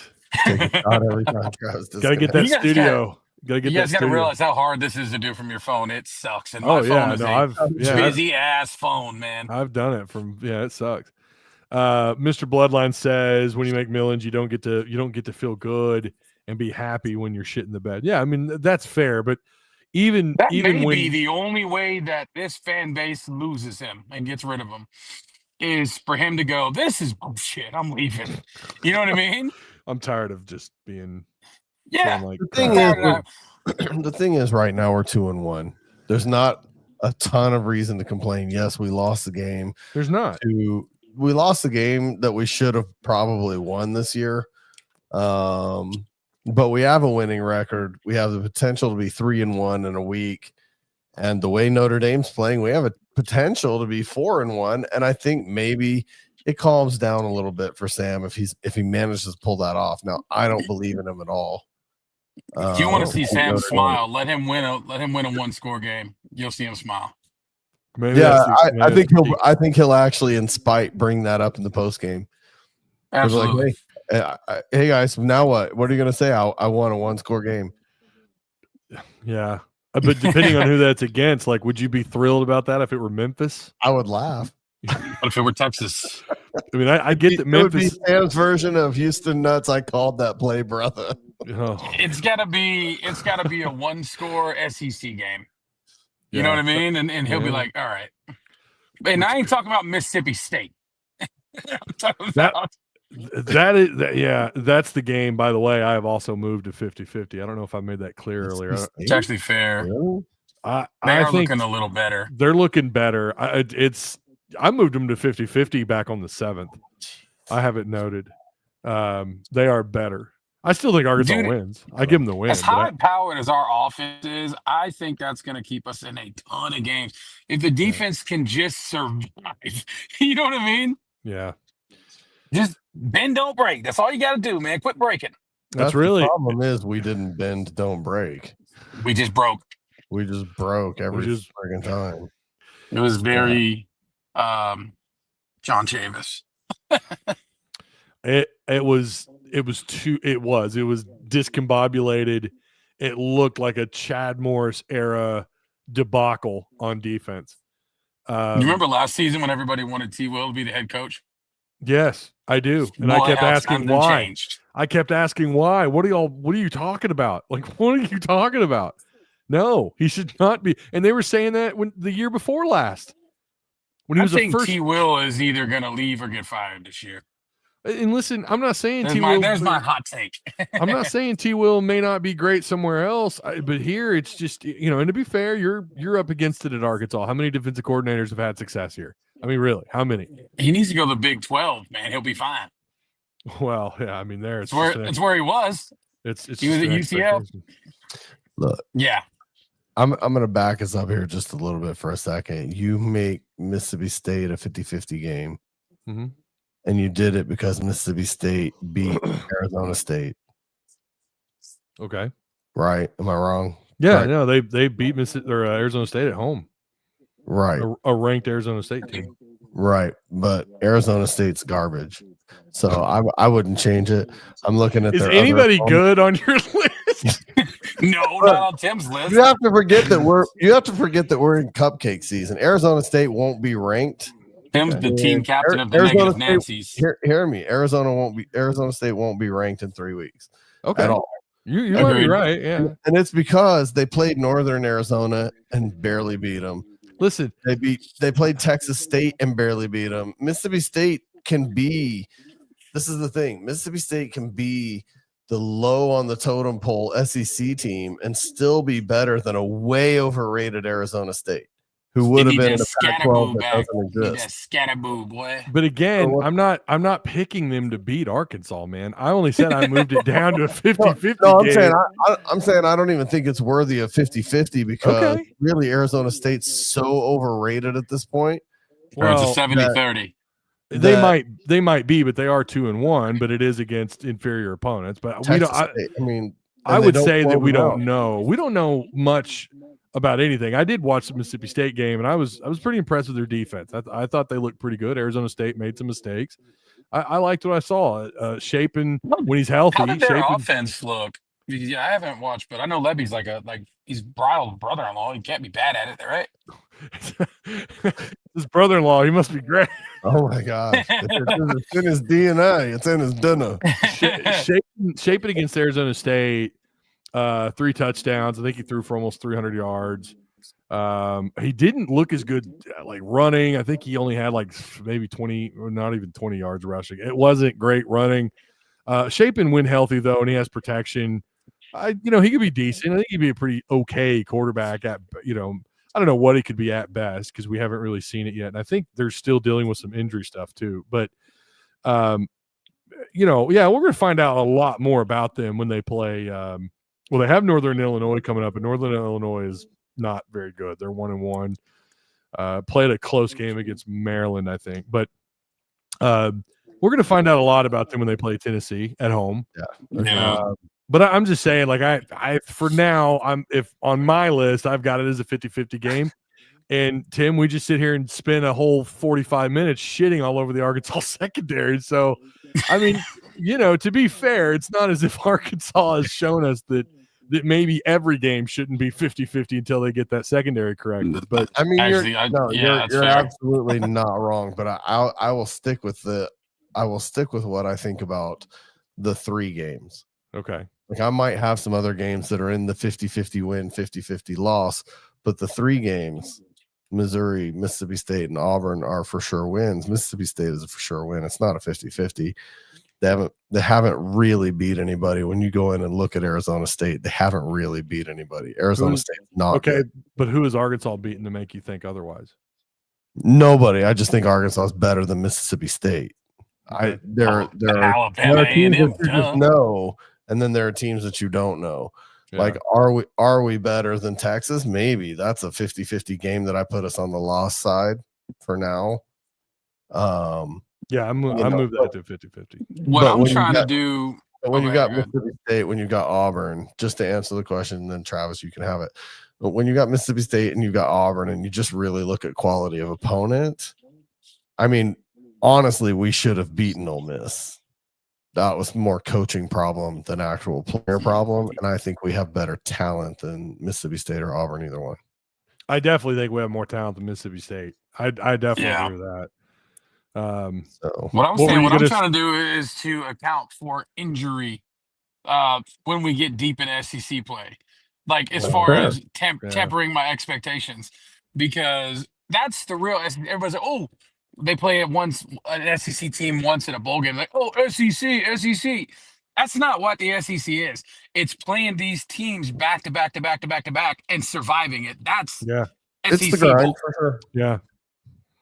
That's the difference in beating an SEC team in a bowl game one time. Yeah, that's different. I love this comment. Illinois is overrated AF, but they have pretty favorable schedule. They get Ohio State at home and don't play Penn State or Oregon. Exactly. Yeah, they are overrated and do not belong at 9th. I said preseason I don't like them as a playoff contender, but they're probably going to hobble in that because of how ridiculously easy the schedule is. They do got to play Indiana, and I'm gonna pull a Tim here.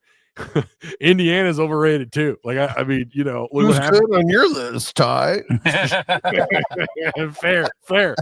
But they got to go to Indiana, who's 19th, and I'm sure Illinois is going to take care of business. Maybe not. Maybe Indiana's actually good this year, but I know they had a bunch of wins last year. But you saw what happened when they had to play a decent opponent. They do get USC, who is I think 3-0, and they're ranked. At Purdue, they get Ohio State, but then after that, it's bro, maybe Wisconsin is a tough game for them after Ohio State. I don't know. Washington. What is Washington? I think they are undefeated, but they've only played 2 games. I don't think this is a real insanely difficult schedule. So, and we'll see about Indiana and USC. Ohio State, that's a damn tough one, but they do get that game at home. And that if they're still undefeated, which is entirely possible, That's going to be a big game, Ohio State and Illinois. But I still think they're overrated. They don't belong at 9th. We'll see about playoff contenders, but I'm with you here, man. I agree 110%, Bobby. They are overrated. Man, we went for hour 44. Travis, what are you doing? Moving stuff around. I got to put my side by side under my carport. Oh, I thought you were going to show us something there. I thought you were going to pull out some, because you're working on that studio. Oh, yeah, I can show you. We're getting there. Wow. Get it going, man. Well, let me back up. By the time I come down to Conway, I'm going down there for that. There's some event at that comic book store down there. Are you coming down in October? I think so. Yeah, I think I might try. There's some big event at that. There's like a video game store down there or something. Yeah, it's Retro Ricks. Retro Ricks. Yeah, that guy's got like a really big YouTube channel. Yeah, he's got like 100,000 followers. He's pretty popular. I want to go down there and check it out. Retro Sweet. Ricks. Well, let me know when, because me and Sean are going. Retro Ricks. There it is. Yeah, man. We have to plan that out. So yeah. Appreciate everyone for being here. I didn't intend on this being an hour 45, but you know what? Sometimes it goes over, and I'm back on. That's my bad. No, man. I'm glad you did. It's always a lot more fun when you're here. So shout out to of course, the Patreon supporters. Please, let's keep this show independent as possible. We like just having Direct Service Overhead as a sponsor. So let's bump up Patreon. This is a mostly community-driven live show. I don't have a big recruiting website or anything like that. I don't have, some of the niceties that some of these other bigger, higher production people have on their Arkansas shows. And hey, kudos to them. They're doing a good job and they've got a great product.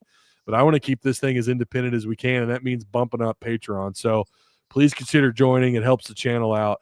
And of course, speaking of Direct Service Overhead, is your garage door acting crazy? Call Direct Service Overhead Garage Door Company. If your garage door is squeaking, slamming, or just flat out refusing to open, don't be that guy trying to fix it with a hammer and duct tape. Call these guys.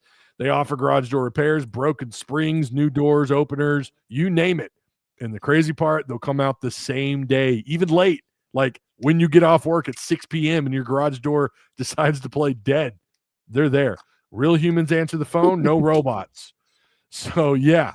Direct Service Overhead, raise the door, lower your stress. God, I love that. 501-244-3667 or book online at directserviceoverhead.com. For those who don't like to talk to people, I don't like talking to people. That's why we got the whole online booking. I love that. That's awesome. Are you guys busy this week? You're swamped, aren't you? Slammed. Yeah, I got to hang a door in the morning, actually. Sounds like a lot of fun. No, it's super fun. We did. You what? You're breaking up a little bit. Oh, you're gonna enjoy working in that heat. That was ridiculous. My car was telling me it was 100 degrees in the Harps parking lot. It's ridiculous. Ready for this to be over. Terrible. Yeah, I mean, me and you both. Well, don't work too hard, Travis. Stay cool. Stay hydrated out there. A show. And, well, fellas, I appreciate you. And again, to everybody still in here, I appreciate you guys. Again, make sure you like, share, subscribe if you haven't already, of course. And we'll see you on Wednesday as we predict and talk about this Memphis and Arkansas matchup happening on the road. So we will see you on Wednesday. And, of course, it doesn't have my outro. Of course, StreamYard's being stupid. Here we go. Nope. Here we go. I got it. Outro. Peace. We'll see you guys on Wednesday.